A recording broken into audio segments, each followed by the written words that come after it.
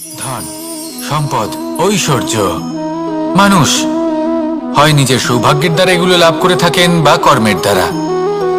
সৌভাগ্য আসলে কি? গ্রহের দশা, যা প্রত্যেক মুহূর্তে বদলাতে থাকে।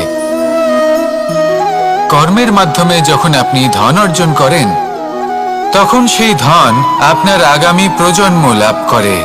সেটা হয় সে ভোগ করে বা তার জন্য তার ভোগান্তি হয়। আর এটা নির্ভর করছে আপনার কর্মের ওপরে। কি কর্ম করেছেন আপনি সেই ধনকে লাভ করার জন্য।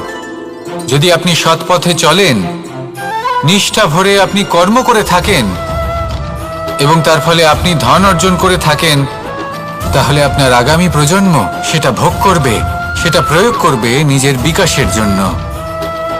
কিন্তু যদি আপনি কুকর্ম করে থাকেন, কোনো রকম ছলনা করে থাকেন এই ধন লাভ করার জন্য, তাহলে 100% আপনার আগামী প্রজন্মকে এর জন্য ভুগতেই হবে। তাহলে আপনি কি চাইবেন? যে আপনার আগামী প্রজন্ম সুখ ভোগ করবে, নাকি আপনার কুকর্মের পরিণাম ভোগ করবে? নির্বাচন আপনারই। আসুন আমার সাথে ভালোবেসে বলুন, রাধা রাধা।